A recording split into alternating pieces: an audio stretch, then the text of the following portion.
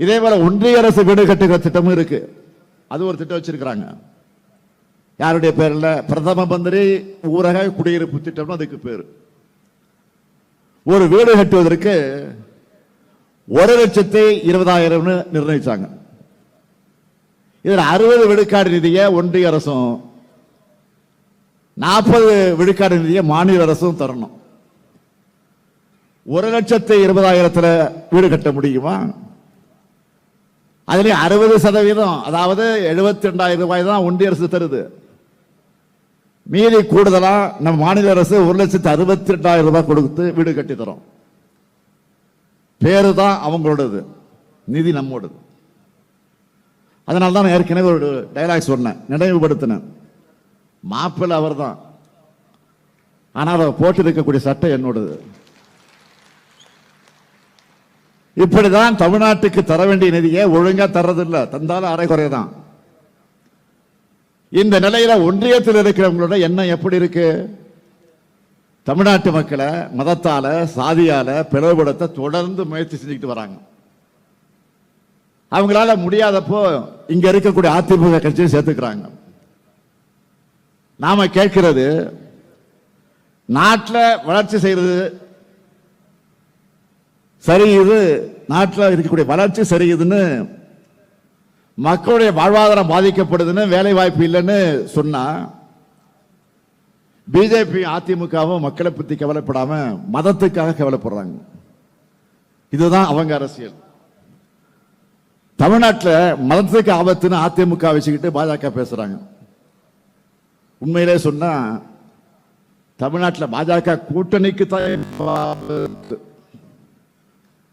Missed call எல்லாம் கொடுத்து பார்த்தாங்க. கட்சியை வளர்க்க முடியாம போனவங்க தங்களுடைய அரசியல் லாபத்துக்காக இப்ப கடவுள் பெற மிஸ்யூஸ் பண்றாங்க, மிஸ்யூஸ் பண்ணிட்டு இருக்கிறாங்க. இவங்களோட போலி பக்தியை, அரசியல் நாடகத்தை இங்க யாரும் ஏற்க மாட்டாங்க.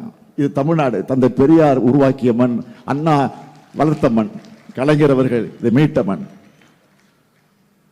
தமிழ்நாடு அனைத்து மதத்தினருக்கும் தங்கள் உரிமையோடும் பிற மதத்தினரோட நல்லிணக்கத்தோடும் வாழுகிற மண் இது. கடந்த 4 ஆண்டு காலத்து தமிழ்நாடு வரலாற்றில் இல்லாத அளவுக்கு 3000 கோயில்களுக்கு குடமுழுக்கு நடத்தி இருக்கிறோம். அதே போல் 84 கோடி ரூபாய் மதிப்பீட்டில் தேவாலயங்களையும் மசூதிகளையும் புனரமைக்க நிதி ஒதுக்கி இருக்கிறோம். இதுதான் நம்ம திராவிட மாடல்.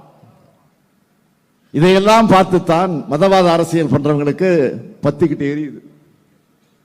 அவங்களால தமிழ்நாட்டுக்கு செஞ்ச வளர்ச்சியை பத்தி பேச முடியல, ஓட்டு கேட்க முடியல, முடியாது. செஞ்சிருந்தால் தானே சொல்ல முடியும். அதனால தான் இப்ப மதத்தை வச்சு அரசு செய்யலாம்னு பார்த்தா அங்கேயும் திமுக ஸ்கோர் பண்ணிட்டாங்களே என்று கதறிட்டு இருக்காங்க. ஏதாவது ஒரு குழப்பத்தை ஏற்படுத்த படாத பாடுபடுறாங்க. அவங்களுக்கு நான் சொல்லிக் கொள்வது, மீண்டும் சொல்லுகிறேன், இந்த மண் தந்தை பெரியார் பண்படுத்தி இருக்கக்கூடிய மண், பேரறிஞர் அண்ணாவால் மேன்மைப்படுத்தப்பட்டிருக்கக்கூடிய மண், தலைவர் கலைஞர் அவர்களால் வளர்க்கப்பட்டிருக்கக்கூடிய மண். இப்படிப்பட்ட தலைவர்களை நீங்க கொச்சைப்படுத்தி வீடியோ போடுறீங்க. அதை கைகட்டி வேடிக்கை பார்க்குது யாரு? அண்ணா பேர்ல கட்சி நடத்துகிற கூட்டம்.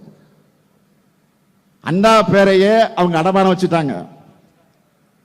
இன்னைக்கு கட்சிய அடமானம் வைக்கிறவங்க நாளைக்கு தமிழ்நாட்டை அடமானம் வைக்க நாம அனுமதிக்க கூடாது.